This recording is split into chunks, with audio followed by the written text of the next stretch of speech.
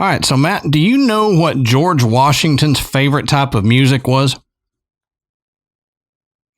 No. Well, I heard he really loved his country. Oh, God. You don't hear many George Washington jokes. Hey, that's right. You don't. Yeah. Take what you can more. Get.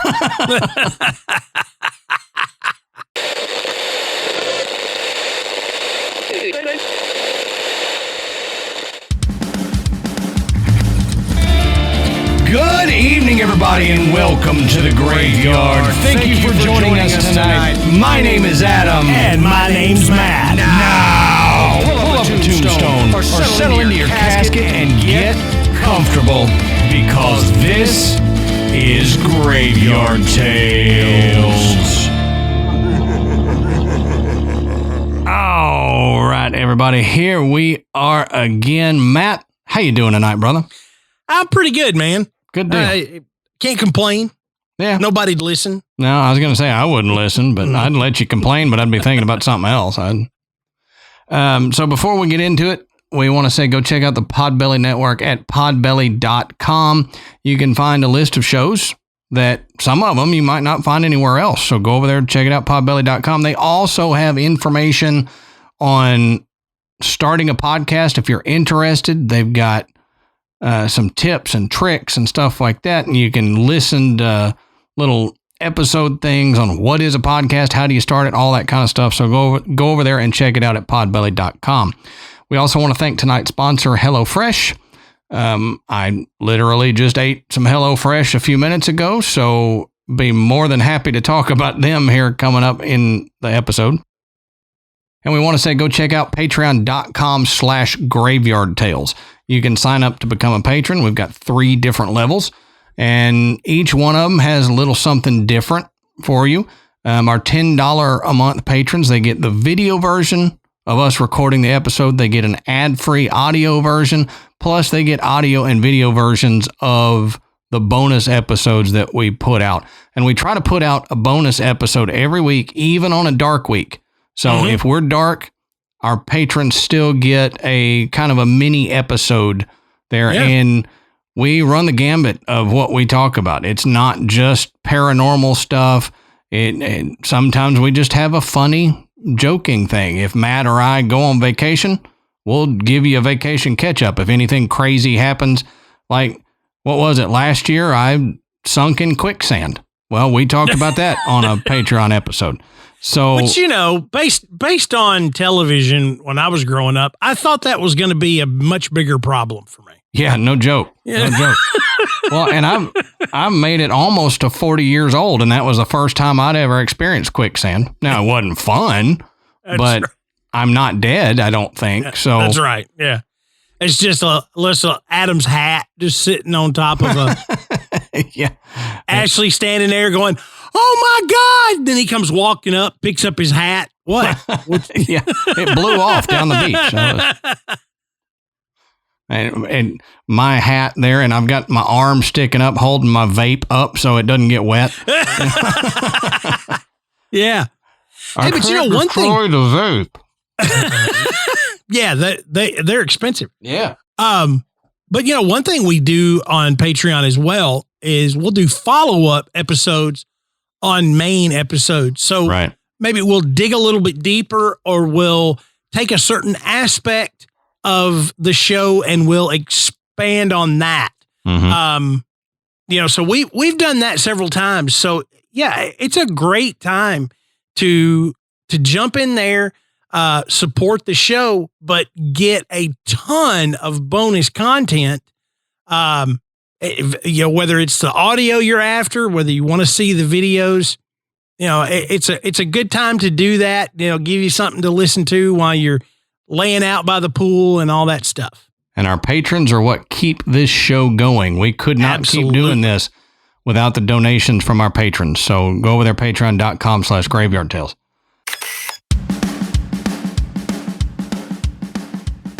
All right, Adam, you know, one of my least favorite things is going to the grocery store. Oh, yeah. And just below that is being asked, what do you want for supper? I had to do it tonight. I'm like, Yep. I don't know. But I'll tell you what, HelloFresh takes those two things off the table. I don't have to worry about going to the grocery store because all my ingredients are delivered right to my door. Mm-hmm. And I don't have to worry about asking or answering what's for dinner because right there in my HelloFresh box, I've already got dinner planned out perfectly. Right. I could come home and cook. The kids could come home and cook. It doesn't matter. Okay? And flavor is in full bloom at HelloFresh. You can enjoy the taste of spring with chef-crafted recipes featuring ripe seasonal ingredients, again, delivered right to your door. And this May, HelloFresh is celebrating Asian American and Pacific Islander Heritage Month. So you get to try limited-time authentic recipes created in partnership with Chef Serbi Sani of New York City's Tagmo restaurant and enjoy a cultural taste tour right in your own kitchen. And look, if you've never had that Polynesian style food, you gotta try it. It is fantastic. And what better way to try it than at your house that you make it and you don't have to go out and search for all the ingredients. It gets sent to your house. Exactly, yeah. And HelloFresh makes dinner time a snap with deliciously easy options that will please everyone at your table. From fit and wholesome to pescatarian to veggie, they have a meal plan that suits your lifestyle. Plus, you can swap out proteins and sides to your liking. And you can check the save money box off of your growing to-do list with the help of HelloFresh, because HelloFresh is cheaper than grocery shopping and 25% cheaper than takeout. And with everything going up nowadays, now is the time to get in on HelloFresh. Yeah, and I don't even know what pescatarian is, but I bet it's good. It's full fish, like all fish. That's the only meat you eat. Oh, well, see, Yeah. I learned something new. You learn something new with HelloFresh. Right, exactly. And I actually learned something new tonight because before we recorded, I made a miso apricot glazed barramundi fish. Oh, wow. And I have never had barramundi before. I've always heard it was good, never had it. So Ashley picked that one out for this week, and I tell you what, man, that was good. We did a beef enchilada the other night, and I'm going to tell you, man, Mexican food is my favorite type of food, favorite genre of food, I guess. If you give me the option, that's what I'm picking every time. And HelloFresh does an amazing job with all of their Mexican food, Tex-Mex style recipes. It was so good. So you guys know how much Adam and I love HelloFresh. If you want to get on board with us, just go to HelloFresh.com/graveyard16 and use our code graveyard16. That's GRAVEYARD16 for 16 free meals plus free shipping. That's right. All you got to do is go to HelloFresh.com/graveyard16. Use our code graveyard16. That's GRAVEYARD16. And you'll get 16 free meals plus free shipping.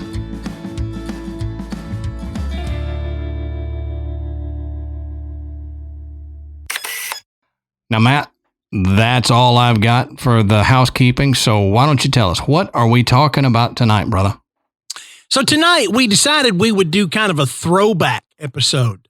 One that's very similar to the first year of Graveyard Tales, where we would cover these broad topics and talk about it. Usually we did one on vampires. We've done werewolves and dragons.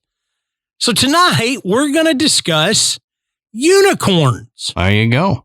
Yeah. So if you're a big unicorn lover, then you're probably going to love this show. Yeah. One thing, I mean, and I knew this prior to getting into it, but it needs to be reiterated. Modern depictions show sparkle farting, rainbow pooping unicorns. Right. Historically, that ain't the case. Right. Yeah. Yeah. Which we'll get into. But, now you think of unicorns and you think of, well, hey, unicorn fart sparkle, and that's where sparkle and glitter comes from. And is unicorn farts, and a rainbow is just a unicorn pooping. So, but that's not the case, and it has to be reiterated because it can't be said enough. That's not where the legends and stuff started. Yeah, exactly, and we're going to talk about the difference and how the legends started, but we're even going to talk about what these historical figures that described a unicorn, what they were probably looking at. So this one ought to be a lot of fun. We're going to have some fun with it for sure. Mm-hmm. Mm-hmm. So as we always say, go check our sources. Down at the bottom of the show notes, you can find where we found our information. You can continue the research if you'd like, or you can just see the original information from the person who dreamed it up or discovered it, whatever the case may be. So go check out our sources in the bottom of the show notes. Now, fun fact, Matt, I don't know if you know this. I didn't know this until starting the research. April 9th is National Unicorn Day. I found that out too. Yep. And I had no idea. We're a little late, but I mean, the thing is, there's a national whatever day for everything. I mean, I think tomorrow is National Naval Lint Day. I don't know why, but we got a day for that too. But April 9th is National Unicorn Day. If that interests you, you can go fart glitter or something on people. I don't know. I don't know what you do on National Unicorn Day.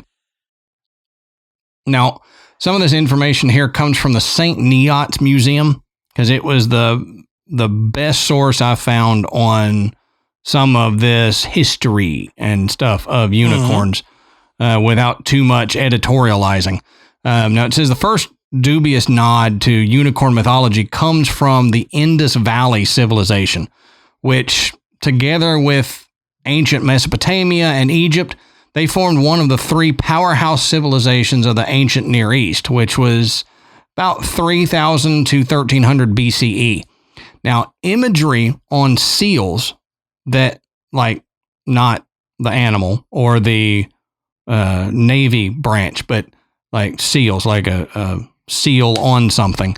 Imagery on these seals belonging to elite members of society depict a horse-like animal, shown in profile, with a single horn protruding from its skull. Granted, this early link to unicorns is, they say, a tenuous one, and it's much more likely that these are instead representations of aurochs, which was a type of large wild cattle that formerly inhabited Europe, Asia, and North Africa. But,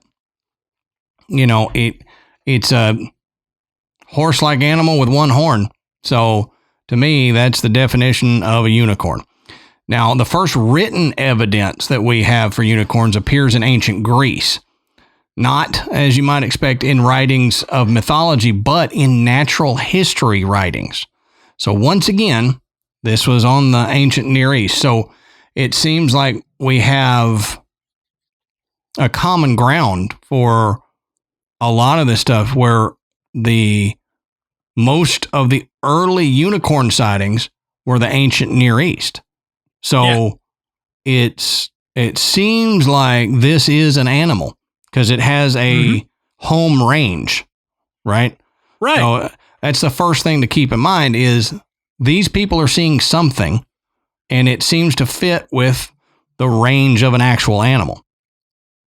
Now, the earliest accounts come from writers like Ctesias in the 4th century BCE in his book Indica on India, not what some of you are thinking when I say indica, not indica and sativa. Yeah.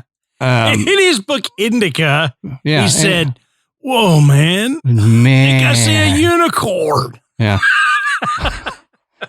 It all makes freaking sense now, Matt. That's right. Okay. Well, episode's over. We figured it out. Indica made people see Okay, I'll keep going. He includes one of the first references of a unicorn describing them as a type of wild ass. So a donkey, not Matt. Quote, fleet of foot, having a horn a cubit and a half in length, and colored white and red and black. So that's interesting coloration for an animal. Yeah. White, red, and black. Sounds like a bird. Yeah, I was going to say, you don't see those colors together much in the mammalian world. Right. White and black, yeah, but you don't see red much in mammals. Yeah. At least if we're talking bright red, you don't. But right, yeah, it's usually closer to an orange or a burnt brown color. Yep. Think of orangutans. Mm-hmm. Yeah. Yep. Now, in the same writings, he also includes descriptions of the oryx, which is a type of antelope with similar colorings described above. So it's likely that the two were one and the same, according to this source. The source is saying it's probably this dude is seeing an oryx. And if you've ever seen a picture of an oryx, they are colored that way. Mm-hmm. It's a reddish brown and black and white. But the horns are the most unique feature of an oryx because their horns are really long. Mm-hmm. And they're not, I don't know how to describe it. They're not exactly, they don't branch out. They kind of go straight up. Right. They've been called scimitar horned oryx. Yeah. For that reason, because they're very close to the center of the head and they kind of curve backwards very slightly. Mm-hmm. And so if you were to see one in profile or from a distance or not out in the wide open, you might only notice one horn. Mm-hmm. So, that his description may be exactly right if we consider that he was looking at an oryx. Mm-hmm. Very true. Now, in the 1st century CE, Pliny the Elder writes of a fierce animal he called the monakeros, or single horn, which is a word with etymological links to unicorn. Mm-hmm. So monakeros is what Pliny the Elder called it, which, quote, has the head of the stag, the feet of the elephant, and the tail of the boar, while the rest of the body is like that of a horse. It makes a deep, lowing noise and has a single black horn which projects from the middle of its forehead 2 cubits in length, end quote. So Pliny the Elder even saw a single horned thing.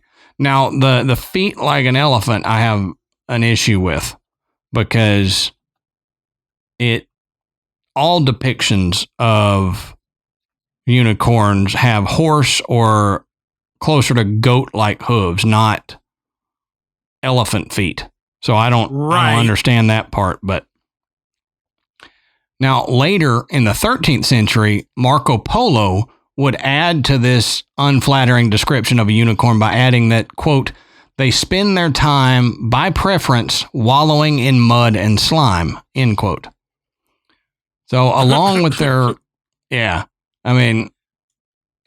so we can see already that this is not the glitter farting unicorns. These are wild beasts that wallow in mud and slime, and that reminds me of like a wild boar.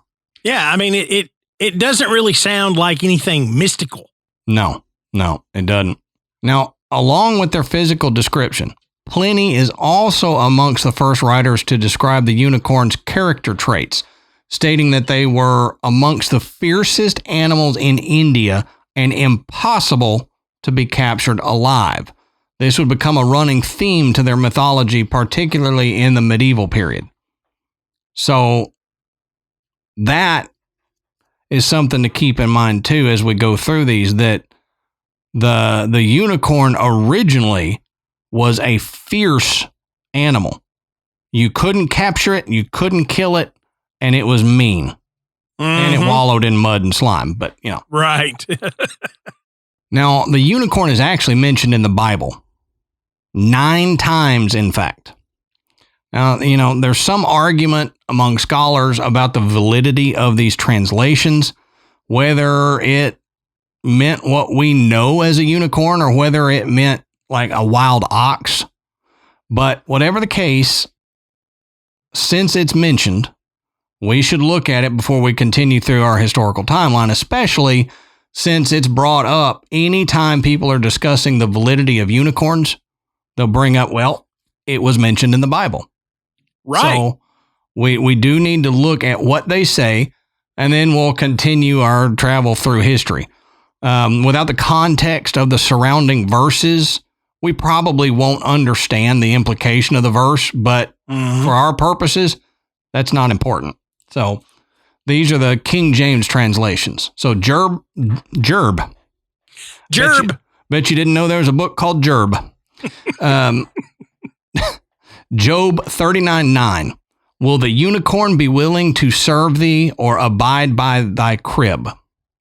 Job 39:10. It's going to hang out by your crib. Yeah.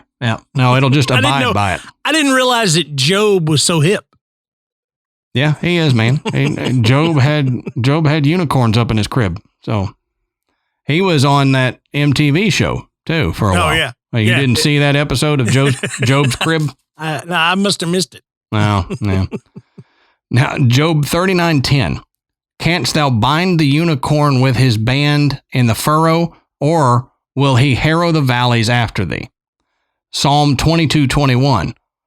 But my horn shalt thou exalt like the horn of a unicorn. I shall be anointed with fresh oils.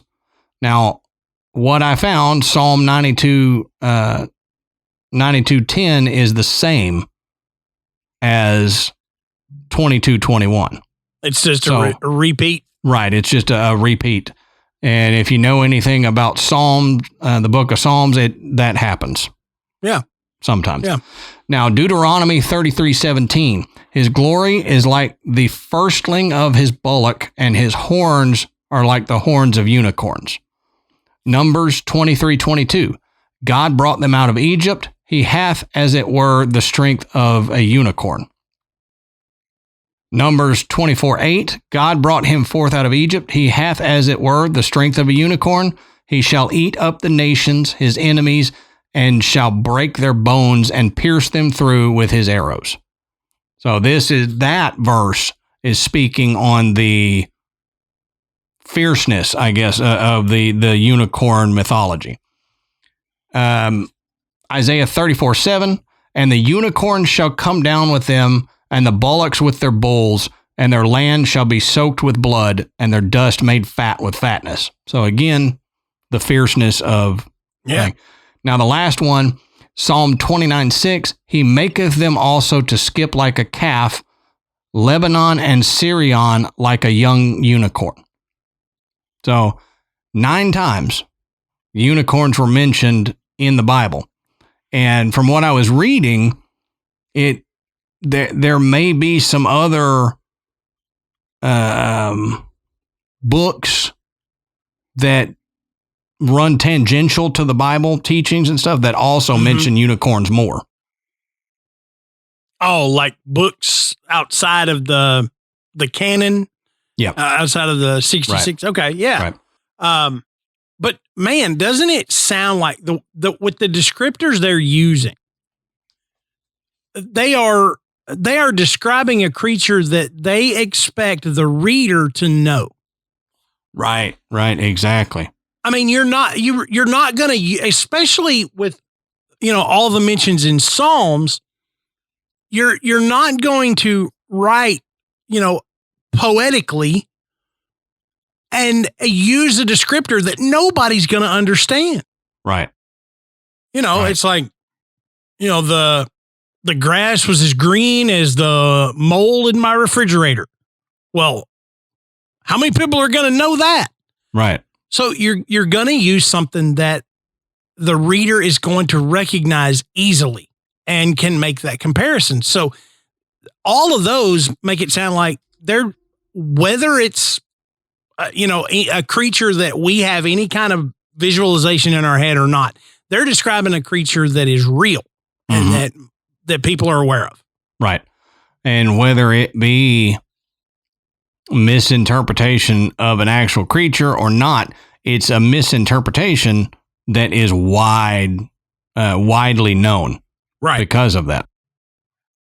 Now, in the 2nd century CE, a Greek Christian text known as the Physiologus, widely seen as the predecessor of the popular medieval bestiaries or books of beasts, further made popular the allegory that unicorns were strong, fierce animals, adding that their horn could purify poisoned waters.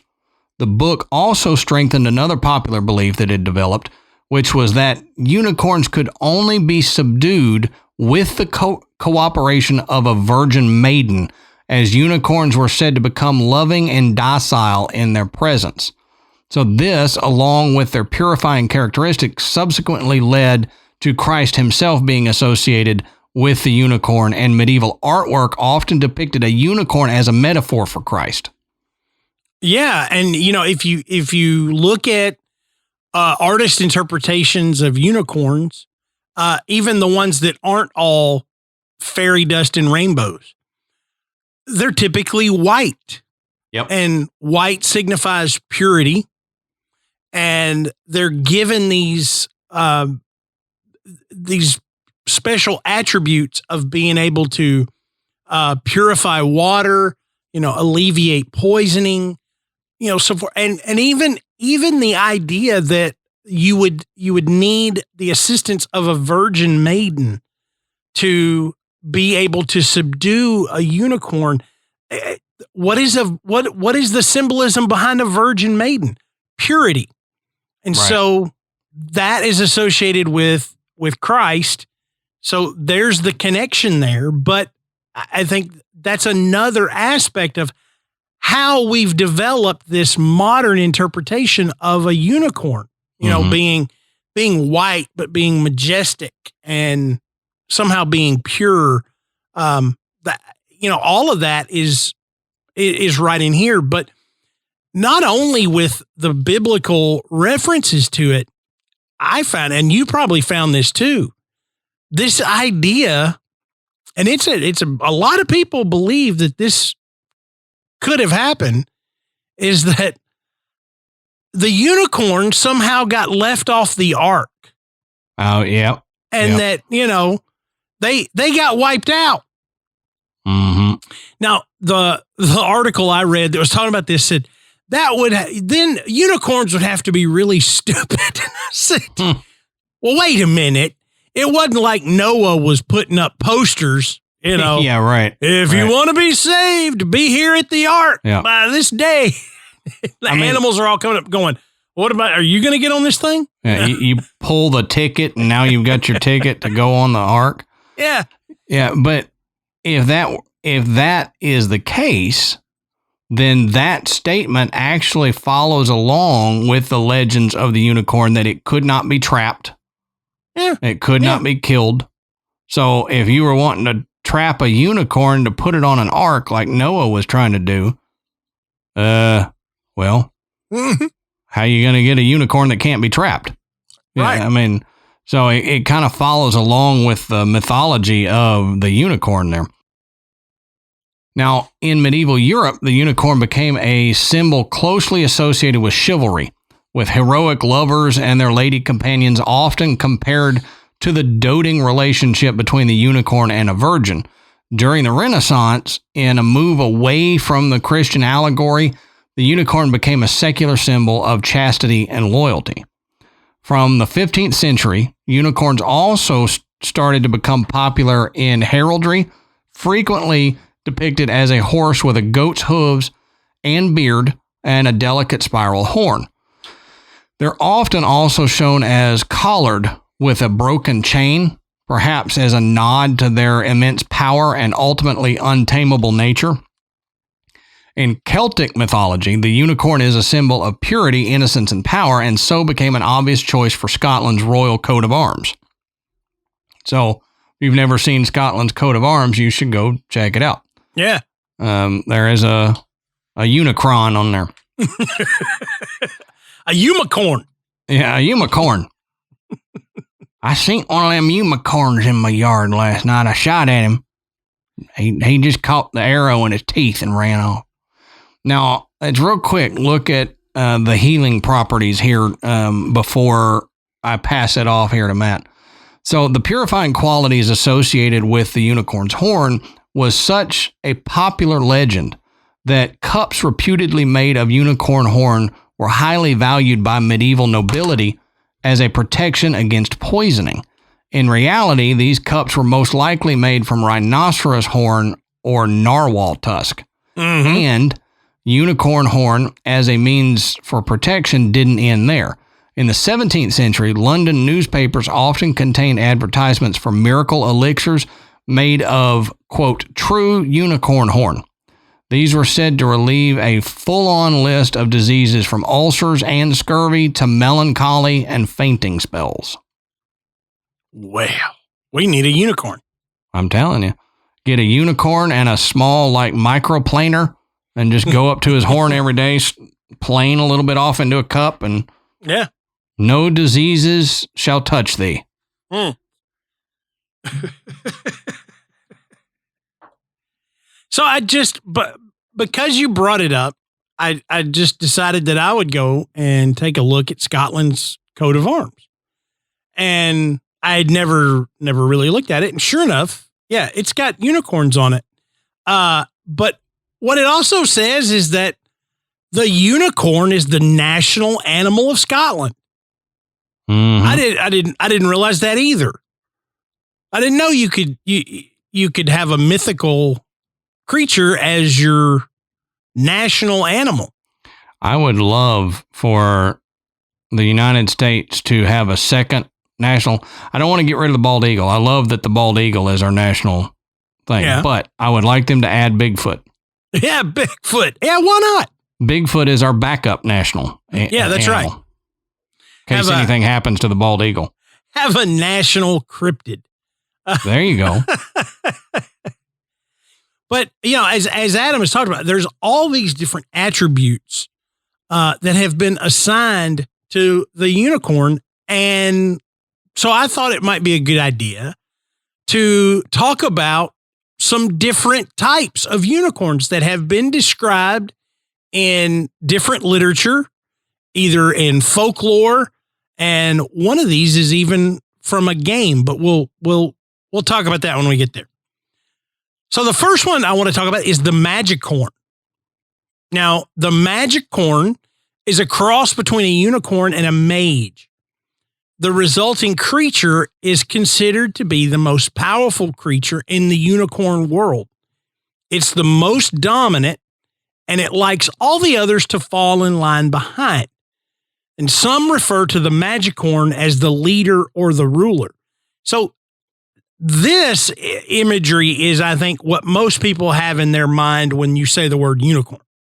Mm-hmm. This very, very majestic, whether it, is sparkly, it gives off an aura, something that says, I am the unicorn. It's not some little sissy thing, with, see my horn? No, this is powerful. The reason that Scotland would have chosen it as their national animal.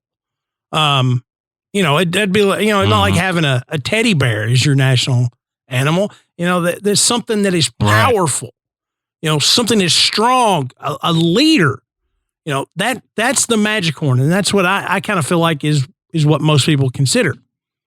But there's others. The nightmare unicorn. Now, the nightmare. I met him once. You met him once? Yeah. It came to me in a dream. It was a bad dream. The nightmare unicorn is actually a creature from the game Dungeons and Dragons. Now, I know what you're going to say. Well, why did you include this? What? We just know that this is all fictional. Well, why did you include this, Matt? We just know that. Oh, yeah. If you consider that when TSR developed the game Dungeons and Dragons, what they used to develop their creature lore, and everything that's used in playing the game, they gathered from other sources, folklore, other literature. I mean, you realize that there's actually a book that they actually got sued over that included Cthulhu. Yeah. So they're not just making up all of their own.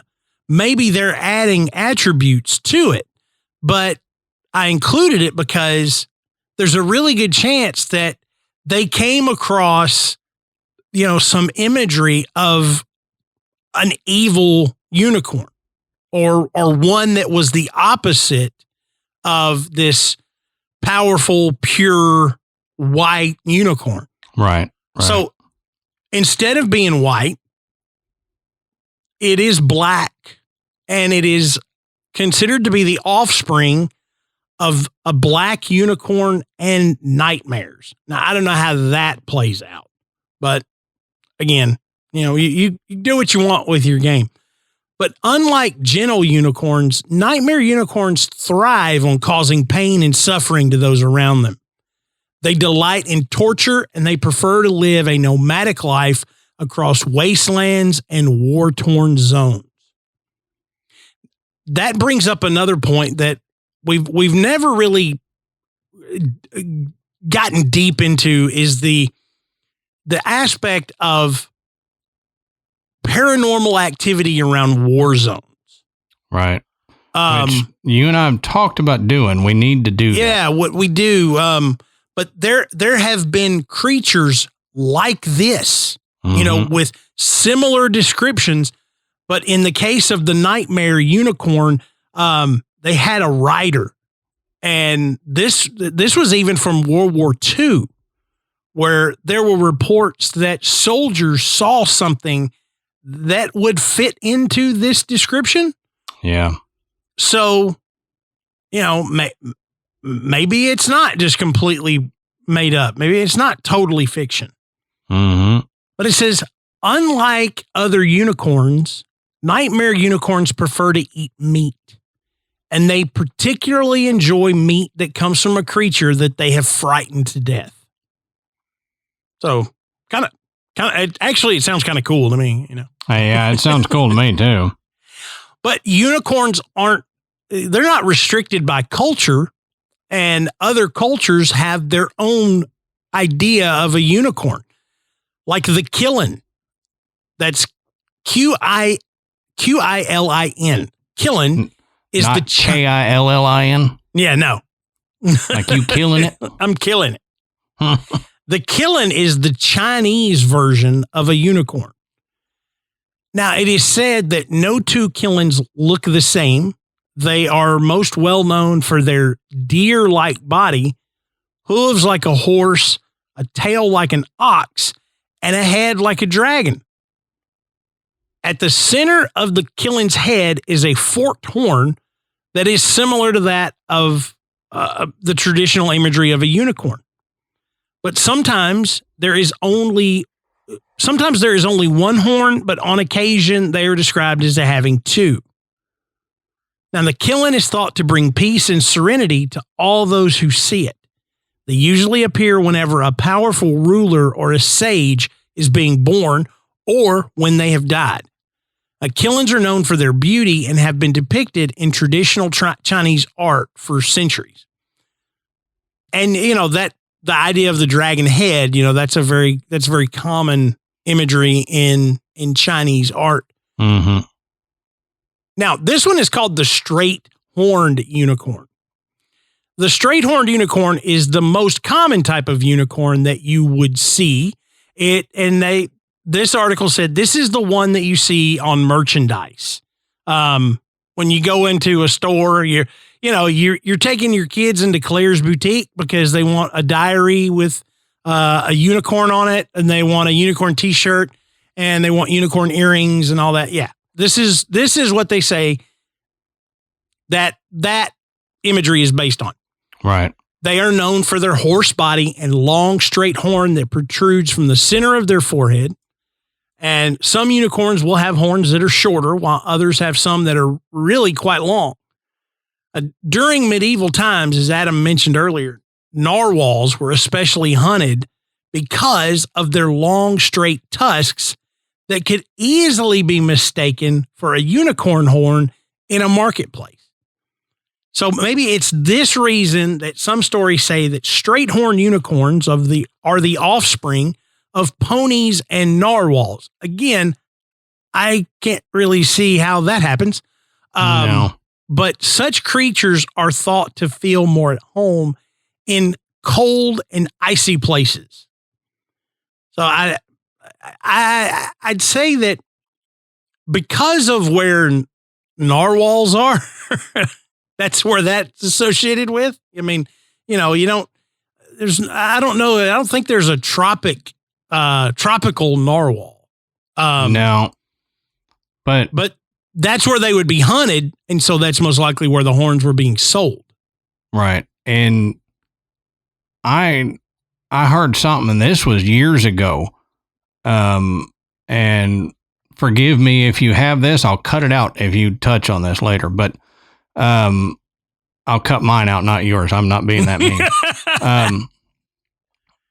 I heard a thing that said Vikings used to kill narwhals and then would sell their horns to other communities as unicorn horns with magic powers. Sure.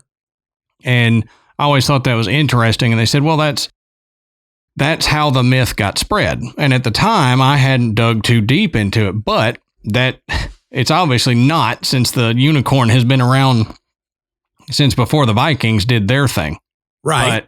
But maybe they did do that, and it just perpetuated the myth of the unicorn. But well, it makes sense if there was already, it's one thing for you to be able to say, hey, this is a unicorn horn and it's magic and it can, cleanse your water, purify your home, heal you from diseases. It's another thing for you to go, hey, have you ever seen this? It's called a unicorn horn. Let me tell you about a unicorn. Yeah, that you're going to be like, that sounds like you're making it up. But if people already had a general idea of what a unicorn might be, then you could probably pass off this horn, because what are the odds that the general person had ever even seen a narwhal, knew that they existed at all? That's true. In the time of the Vikings, if they were, say, moving southward and selling their wares, whether it's, weapons or clothing or narwhal horns, then the people would be like, I've never seen anything like this, so I have no reason to disbelieve it. Right. And you're right. That would have continued to perpetuate the mythology behind it. Now, there's just a couple more here. The ember unicorn is considered to be the opposite of the straight horned, where the straight horns prefer the cold and the ice. The ember unicorns thrive in hot and dry conditions, like a desert.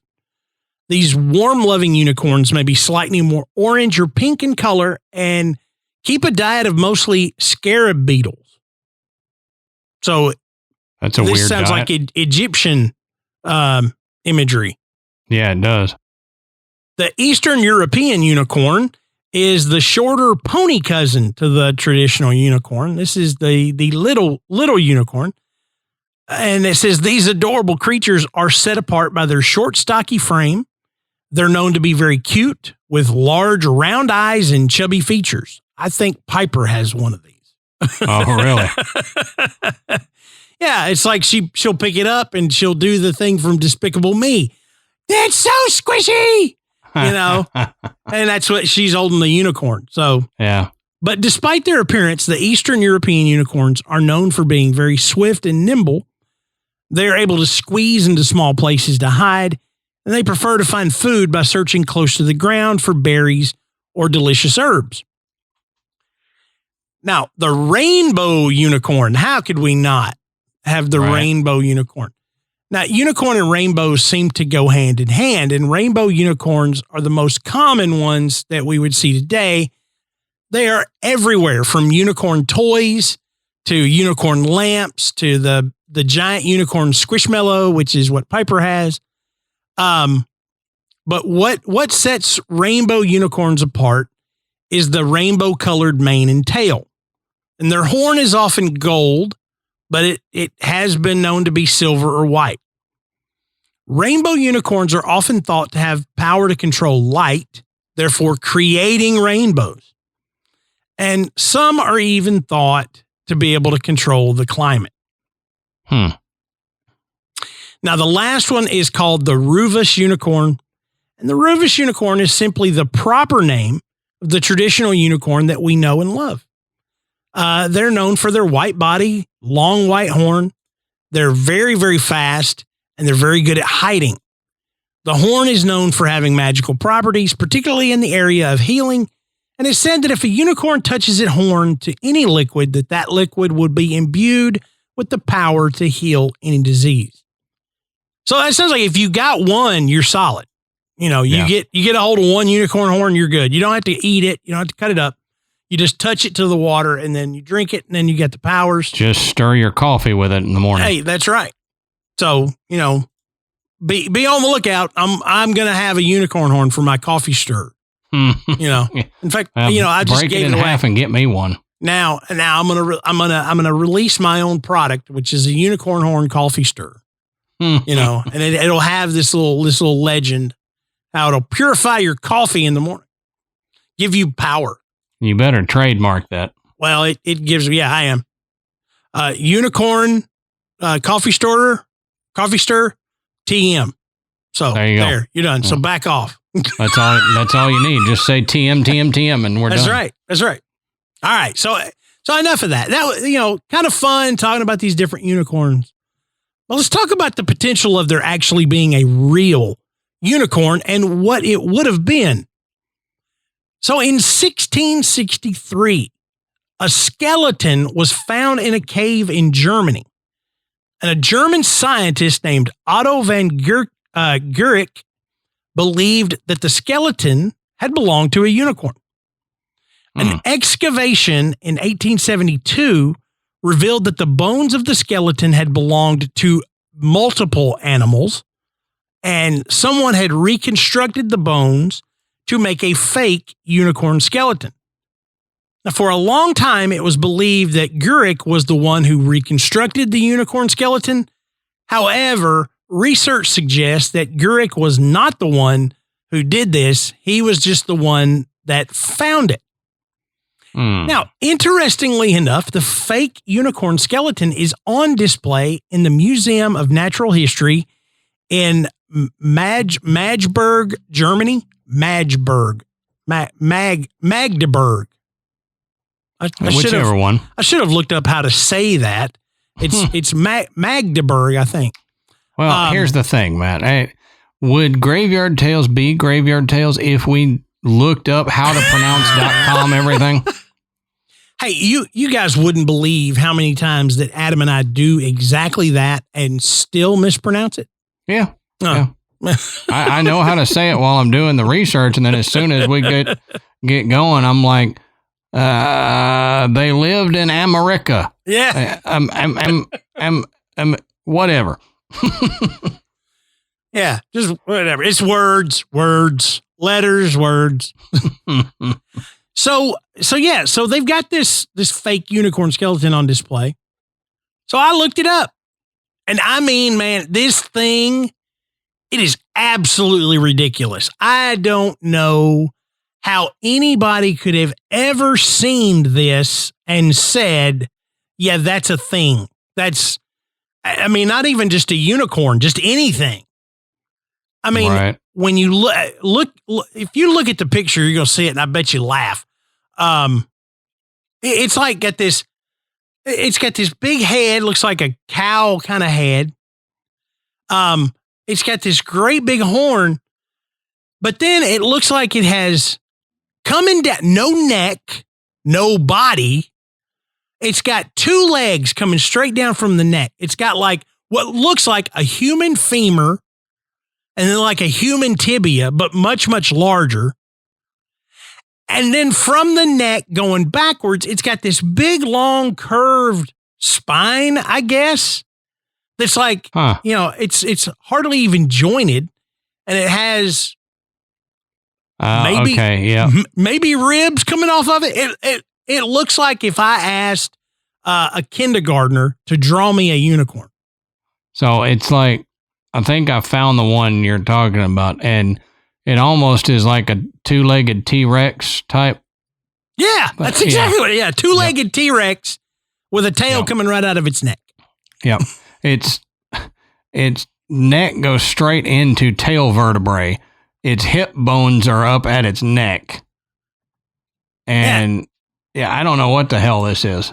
It's got a conical horn that it looks like somebody took a dowel rod and made it into a toothpick. Yeah, because it's perfect.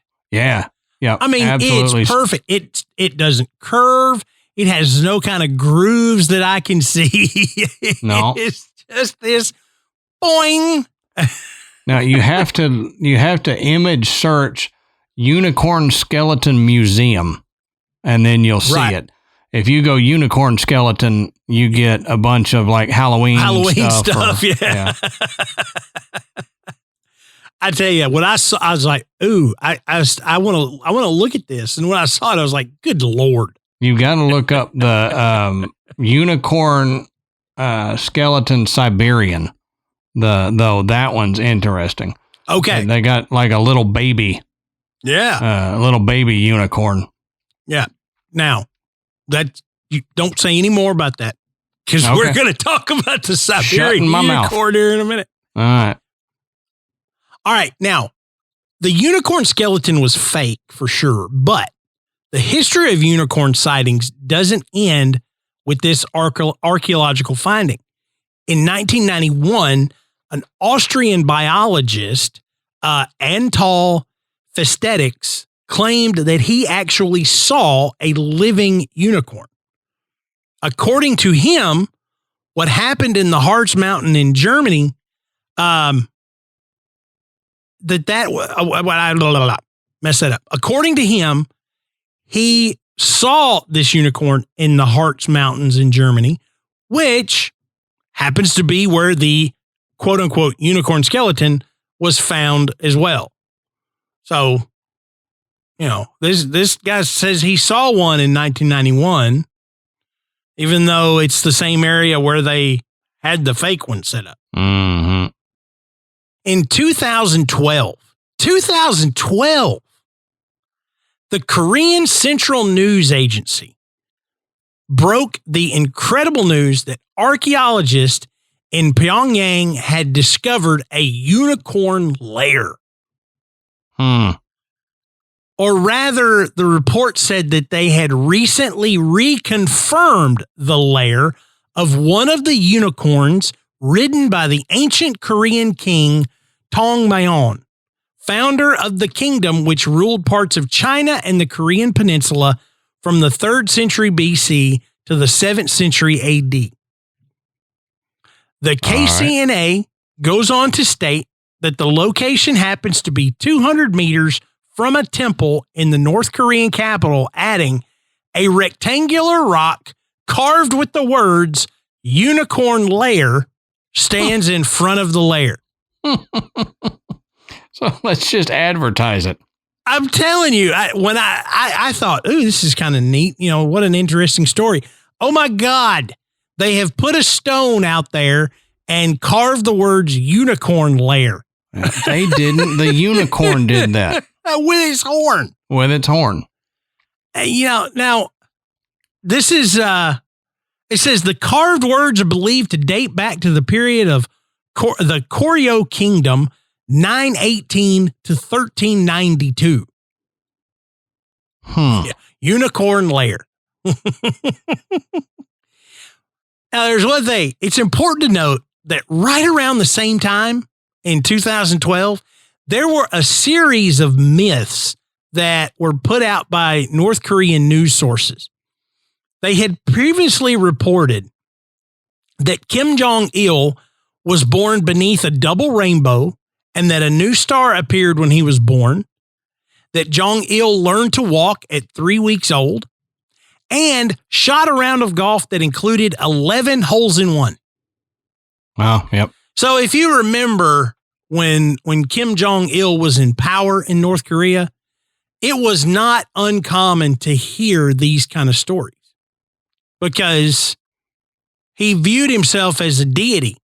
Right. And so this would all be things that a deity would be able to do. Well, I'm thinking, man, if you're a deity, you should have 18 holes in one. Okay. Right. Why only 11? What was so hard about that par 4 that you didn't get a hole in one? Mm-hmm. It was a par 1 and he choked. But in 2014, a man who wishes to remain anonymous spoke out about seeing a unicorn roaming the Highland area near Wick in Caithness, Scotland. Now, it's not the first time such claims have been made, although it was a first for Northern Scotland. And it came in the wake of the unicorn lair story out of North Korea. Was this the video? I don't know if this one is the... Okay, so what Adam is referencing is there is a video that's taken at a pretty good distance, okay? And you see all these lush hills and everything, and on an adjacent hill to where the person taking the video is, you see what appears to be a pure white horse with something resembling a horn quickly go into the bushes where it goes out of sight. Now, the funny thing about it is, like I said, it's at a distance. It's at a considerable distance. So it seems highly unlikely that this particular unicorn would have realized that anyone was actually looking and then decided to hide, because the video is not like super short, but the sighting of the unicorn is. So if the unicorn was just kind of standing there and he pans the camera down, it's almost as if he caught the unicorn and the unicorn was like, oops, and runs behind the bush. Right. How would he know? I mean, magic. Miles away is what it appears to be. Unicorn magic. Yeah, unicorn magic. Remember, they're really good at hiding. So right. Untrappable. Even on camera. Even on camera. So, Adam, I don't know if this sighting is in relation to that. Now, I know that this man is not the one that took that video. Okay. Now, if it's the same area, it could be the same situation, but it's not this man's report. Okay. Because this fellow, he says he was out hiking near the castle of Old Wick when he saw what he described as a unicorn, saying it was basically a horse with a horn, and that he could hardly believe it. But he didn't get a camera. He didn't have a camera, so he didn't get a photo of it or a video. But the man did have one piece of advice for those wanting to find the creature, which was that they shouldn't go looking for it. He believes that the unicorn came to him precisely because he wasn't specifically searching for it, and in that way, it was able to trust him.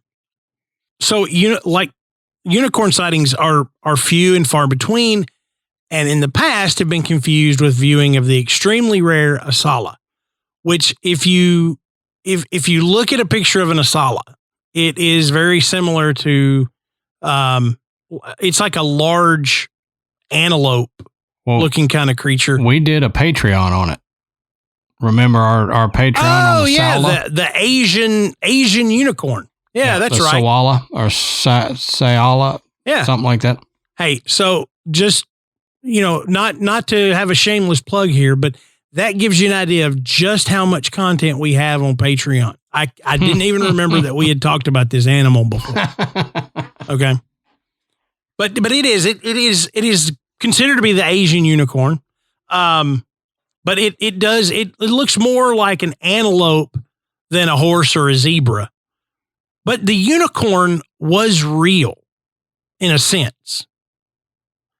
It's just not the way we commonly depict it. As we said at the beginning of the show, this idea of a horse with this horn and magical powers and all this stuff, that's not what an actual unicorn was.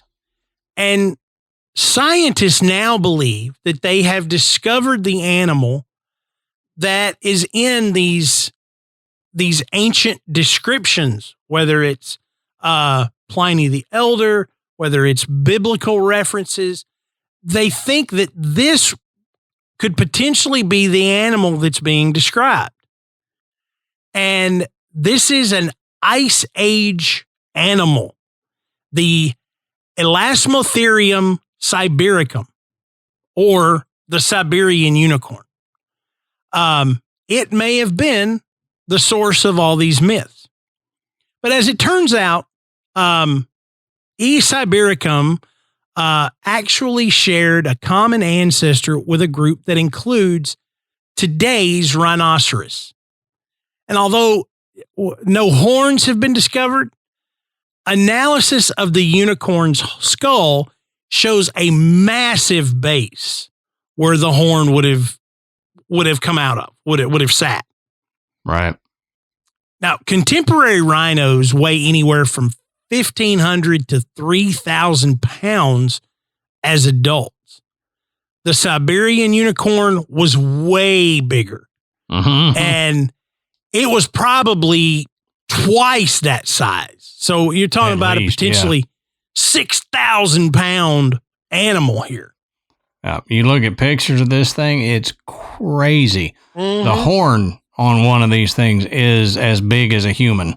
Yeah, it is. It is not a little animal, but when you see the build of this thing, this huge, strong body, fur covered with these more rhinoceros-like feet. So that goes along with the description of the elephant-like feet. Yeah, from Pliny the Elder there. Yeah. And rhinos are grazing animals that move at a slow pace. This Siberian ancestor had a shoulder hump, which indicated that they could run long distances in open landscapes.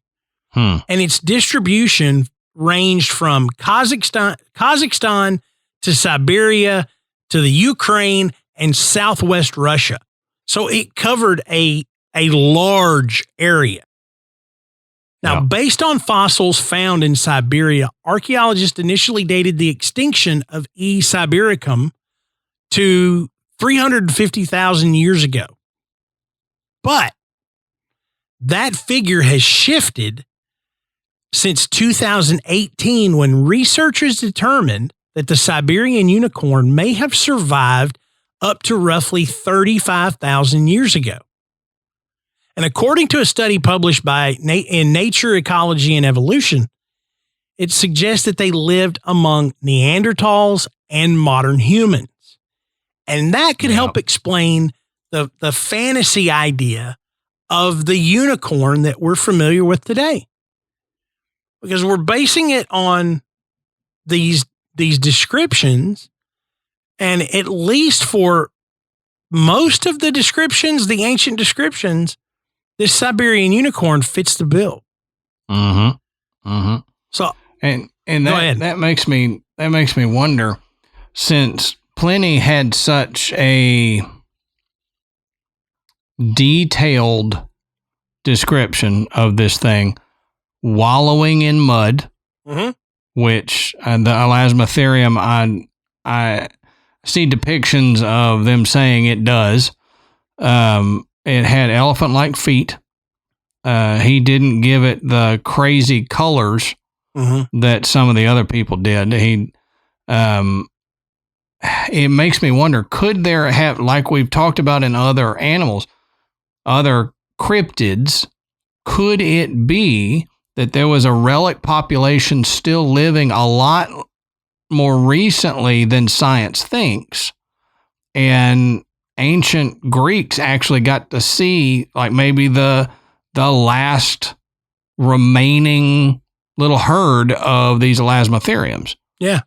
And could they have, if the Ark legend is true, could they have lived up until the Great Flood? Yeah.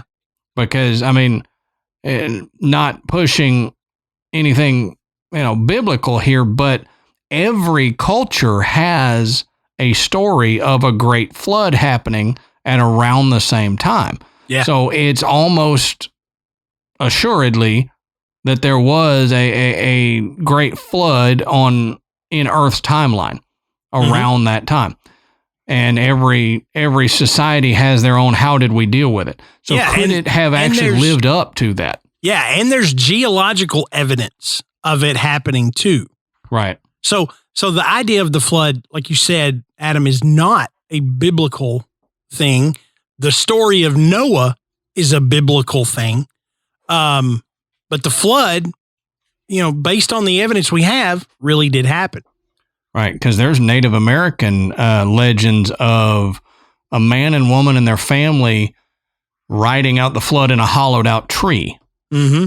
So there's stories of how the human population survived through that flood. But it makes me wonder, did the elasmotherium actually live up until maybe the flood? And yeah, it didn't survive like the other animals did, and that's why we have biblical references to a unicorn, and that's why we have Greek references with Pliny being such a detailed thing that is almost exactly what the elasmotherium looks like. Yeah. I mean, it's almost right on the money. Scientists have actually carbon dated the Siberian unicorn fossils. They tested 23 fossils. So this isn't like a one-time thing. It wasn't like we found this one and this is it. No, I mean, 23 fossils they had to work with, trying to learn more, about this creature, and that it split genetically from the modern rhino during the Eocene period, which began around 56 million years ago. But during this time, many modern animals began to make their first appearances, like giant birds, hoofed animals, and humans also began their first migrations to the area around that time as well. So there is the potential for a little bit of overlap that makes it seem like these were the quote dinosaurs that humans interacted with. Right. That they saw. And, when you think about the woolly mammoth and the saber-toothed tiger and those things, we know they existed, and we're able to tell roughly how long and where they lived. They lived in a time where humans were appearing as well. So, there's a really good chance that this is it. It makes a lot of sense, especially based on the fossils that have been found. But what is still unclear are the specifics behind the Siberian unicorn's extinction, which we've talked about the flood, but researchers don't rule out the possibility of human-spurred extinction because of overhunting, which, we just recently talked about, the overhunting of the Steller sea cow, and that's how it went extinct.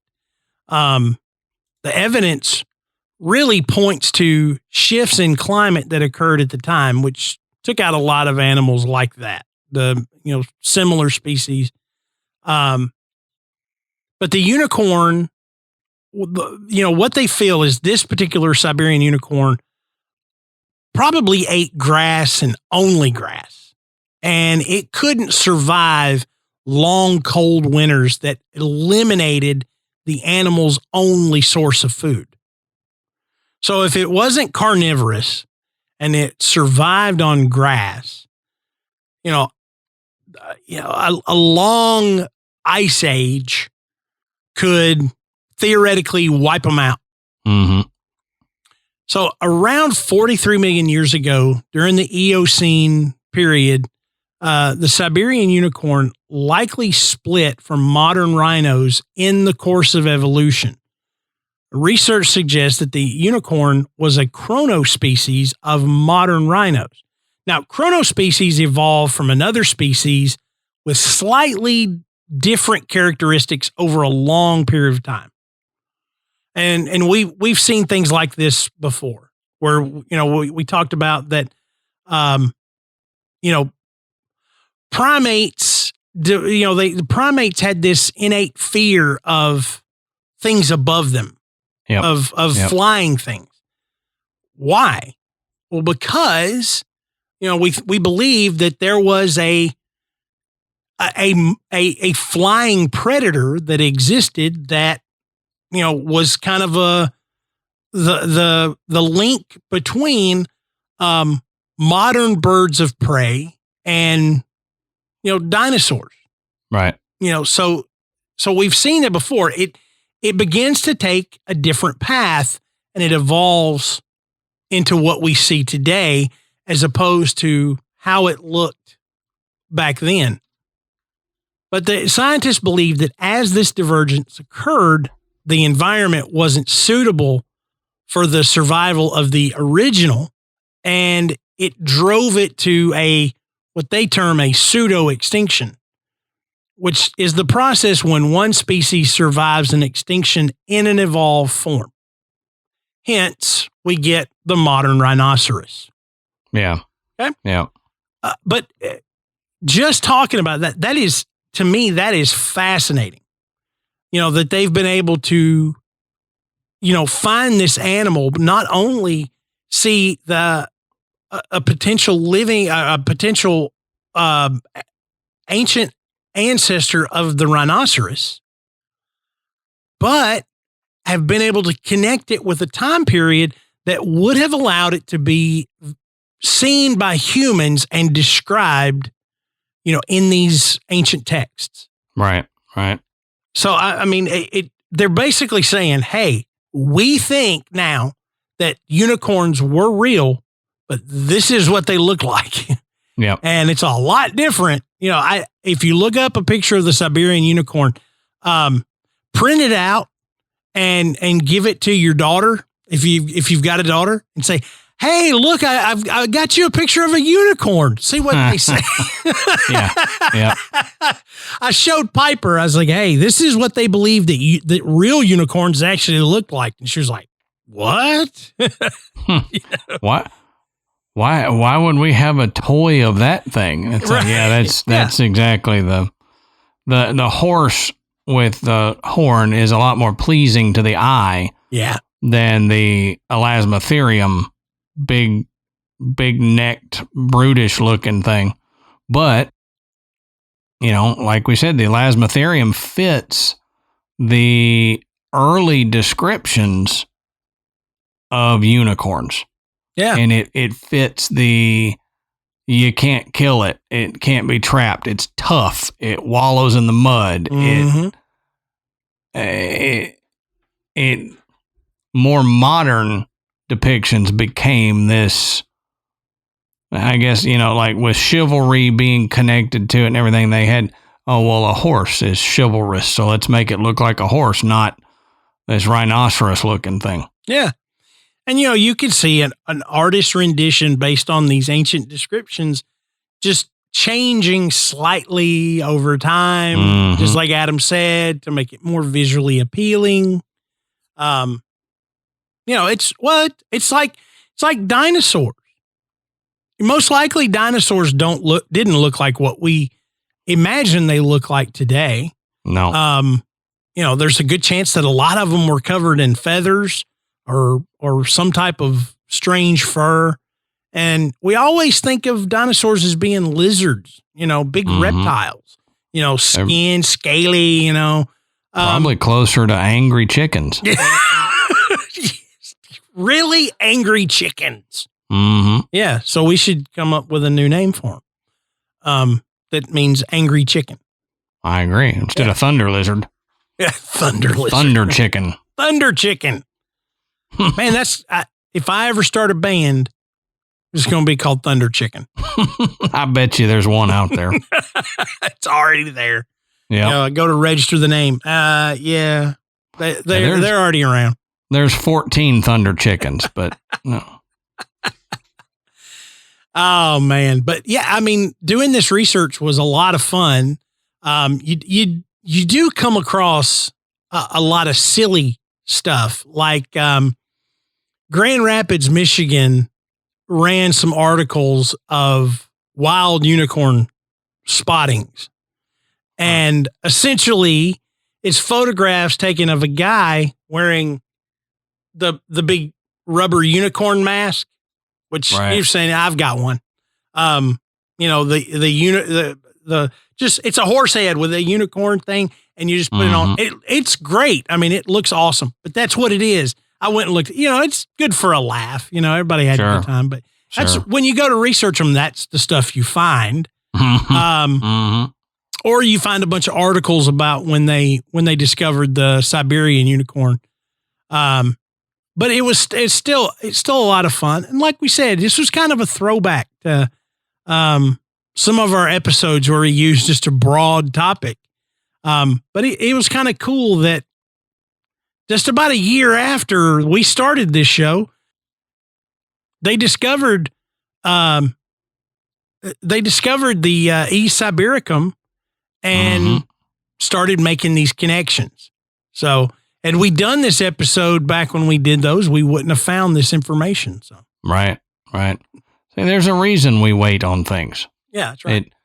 It may not be by our own doing. Maybe, somebody in the ether said, "Don't do unicorns yet." Yeah. And we just, we didn't actually hear it. We just went, probably shouldn't do unicorns yet. I don't know why. I just get this feeling. I mean, we did mermaids and everything early on. So yeah, no kidding. Yeah, we did. We just didn't do unicorn. Yep. But this is the time of the show where we ask, what do you think? What do you think about unicorns?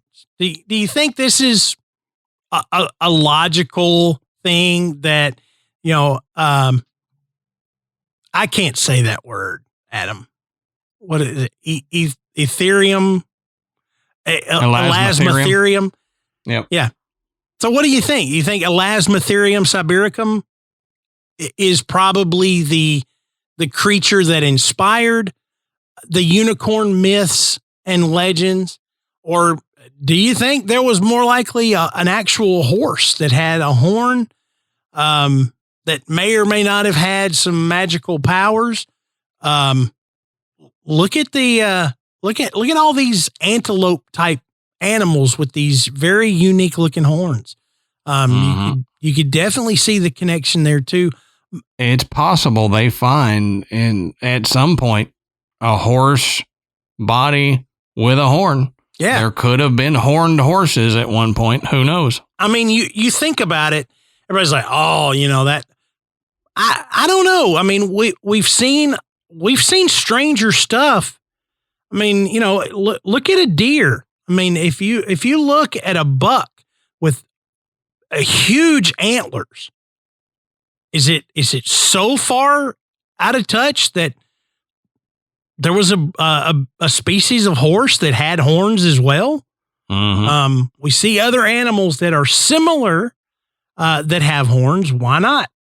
Yeah, but who knows? But as far as we know at this point, no. That's right. But, That's right. And like Matt and I have always said, you can't count it out. The lack of evidence for something is not evidence of the lack of something. Right.